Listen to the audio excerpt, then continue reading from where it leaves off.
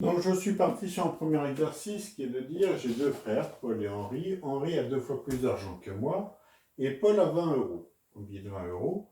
Et ma question c'est combien d'argent ai-je, sachant qu'à nous trois, nous disposons de 84 euros. Alors nous avons déjà l'information pour Paul, nous savons qu'il a 20 euros. La question c'est combien ai-je moi, sachant que la seule information que j'ai c'est de dire Henri a 2 fois plus que moi. Donc je vais écrire les trois personnes. Alors je vais être totalement impoli, je vais commencer par moi. Je vais ensuite mettre Henri. Puis je vais mettre Paul. Bon, ceci dit, j'aurais pu le mettre dans un autre ordre. Moi, je suis la question. Combien d'argent ai-je? C'est vraiment la question. Donc, c'est une inconnue.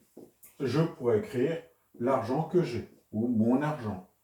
Je vais faire autrement, c'est-à-dire que je vais écrire une lettre. Je pourrais choisir le X comme étant un grand standard, mais finalement, je vais choisir le E comme euro. Donc, si moi j'ai une valeur E d'euros, Henri, la seule information que j'ai, c'est qu'il a 2 fois plus d'argent que moi. Donc, s'il a 2 fois plus, il a 2 E. Et puis, Paul, nous avons l'information, c'est que ça fait 20 euros. Mais nous savons aussi, ça c'est très très important, que à nous trois, si j'additionne tout ça, eh ben, ce sera égal à 84 euros. Donc, quelles sont mes additions? E plus 2E, ça me fait 3E, plus 20 euros. Voici mon équation. J'avais dit qu'il faut imposer notre inconnu, c'est la somme d'argent que j'ai. Ensuite, je vais formaliser le texte, c'est-à-dire que tout ça, là, ça tient là-dedans, et pas autrement. Donc, j'efface tout.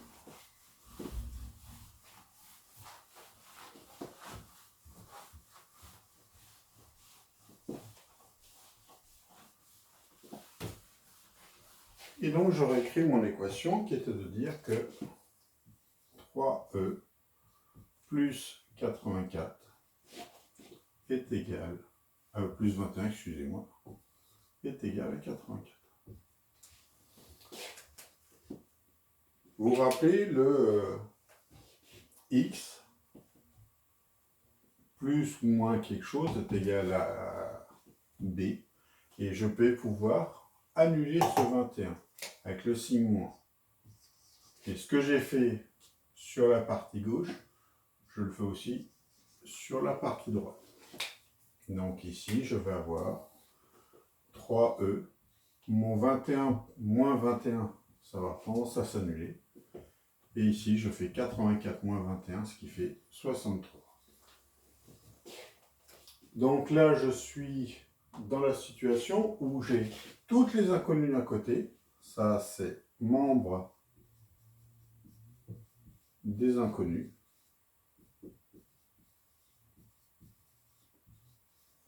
Et ça, c'est le membre des connus.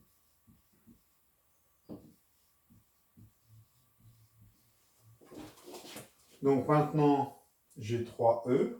Je vous avais dit qu'on pouvait aussi diviser. Je divise par 3. À gauche comme à droite. Là, ça me permet de dire qu'il va me rester donc 3 que divise 3, il me reste 1.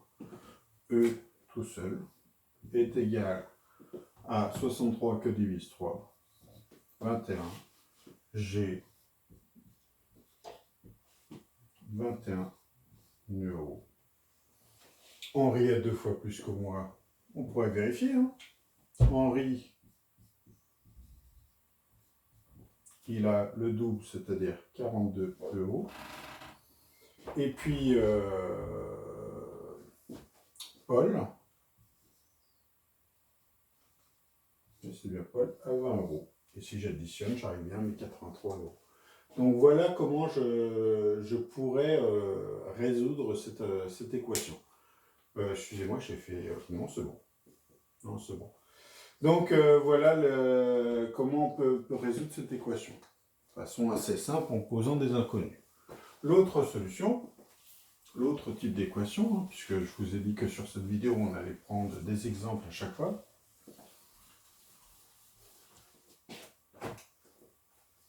Donc, je veux résoudre, exemple,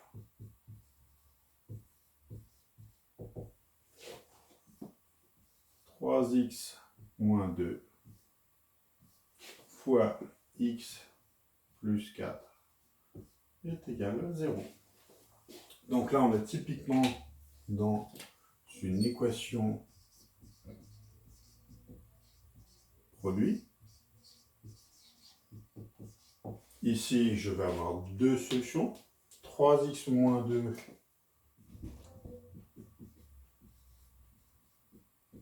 est égal à 0 ou x plus 4 est égal à 0. On va s'occuper d'abord de ce qui est le plus simple, puisqu'il n'y a aucun multiple de x. J'ai juste à faire moins 4 pour supprimer le plus 4. Je le fais de chaque côté. Ça me fait x est égal à moins 4. L'autre est un peu plus compliqué. On va prendre son temps. On va d'abord faire en sorte qu'il y ait tous les inconnus d'un côté et toutes les valeurs connues de l'autre. Je vais enlever le moins 2 qui est là en le transformant avec un plus 2. J'additionne. Ici, ça va se barrer. Il va me rester 3x égal à 2. Je vais diviser tout par 3. Et donc, x sera égal à 2 tiers. Donc, cette équation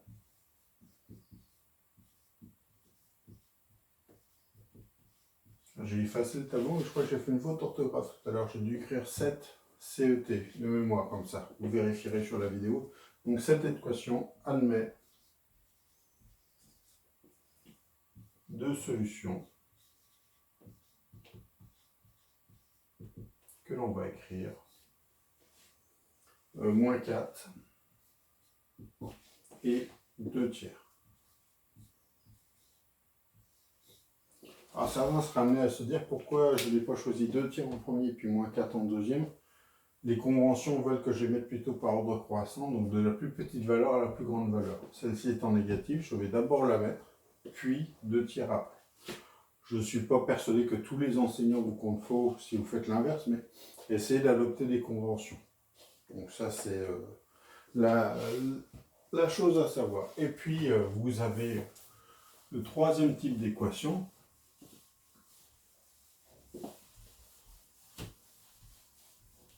Et donc là, on va pouvoir dire, exemple, résoudre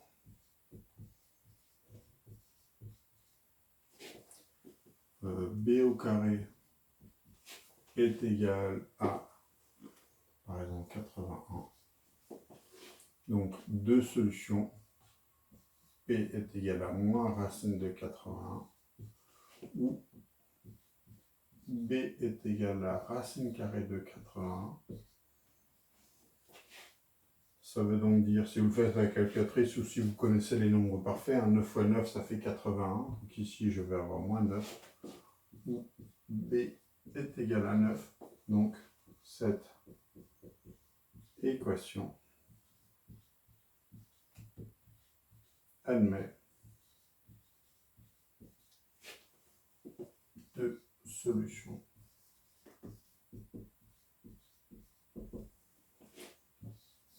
Moins 9 et 9. L'année prochaine, vous verrez un peu précisément comment on arrive à une forme générale d'équation du second degré. Là, pour l'instant, on va se limiter à quelque chose d'assez simple. Mais ça peut tout simplement s'expliquer avec une identité remarquable. Donc, dans un autre chapitre, on verra comment revenir là-dessus et comment trouver cette solution.